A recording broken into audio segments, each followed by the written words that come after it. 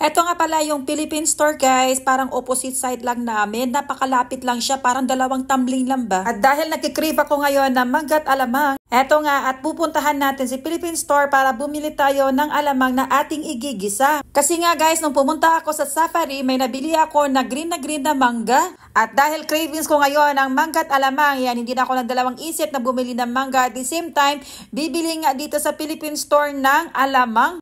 Pag-ikot-ikot tayo dito sa malit na Philippine store, ay nakakahilo man. Pero okay lang, para masatisfy ba ng cravings natin.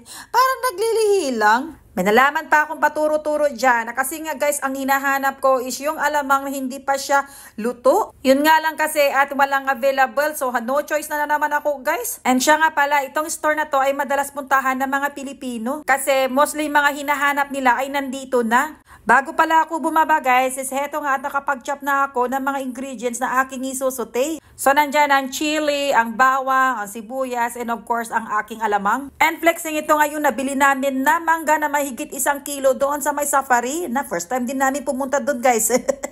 Medyo may kamahalan pero hindi naman galing sa Pilipinas yan oy. At ito na rin pala si brown sugar ko na natural daw ang sinasabi dyan. Nabili ko last time yan sa may Carrefour City Center. All set na guys. So nung mainit na ang ating pan, heto na naglagay na tayo ng kunting mantika. At nung mainit na ang ating mantika, drop na natin ang chop na bawang. At nung lumabas na yung amoy ng bawang, heto nga nilagay na natin ang ating chop na sibuyas. At nilagay ko rin yung sili dyan guys. Gusto ko kasi na may kunting sipa. So ayan, mekos-mekos lang natin. Pagkatapos, nilagay ko na ang aking alamang. Sa totoo lang guys, hindi talaga ako natutuwa sa nabili kong alamang. Paano naman kasi mahahalata mo na hindi naman yata galit na galit yung tao na naglagay ng food coloring? At nahugasan ko na rin ang aking mangga made in India. At inutusan ko na nga lang si Jay na magbalat at mag-slice ng mangga. Sa totoo lang, 1 pirasong mangga lang kay Jay. Hindi siya nasausaw sa alamang sapagkat allergic siya.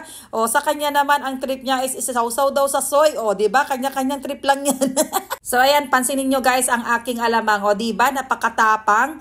Tapos napaka-salty talaga yan guys. Ang dami kong nilagay na brown sugar. Okay, first try. So umpisahan na natin at i-add. So yung mangga guys, may ibang lasa iyan. Mas mabuti talaga yung mangga natin sa Pilipinas. Oy, at ito namang alamang na nakakatakot talaga, grabe. So ayan guys, hindi na talaga ako bibili ng ganitong klaseng mangga. At lalong hindi na rin ako bibili ng ganitong klaseng alamang na napakagrabe talaga sa food coloring ba. Shout out sa inyo dyan sa Pilipinas na nagawa ng ganito oy.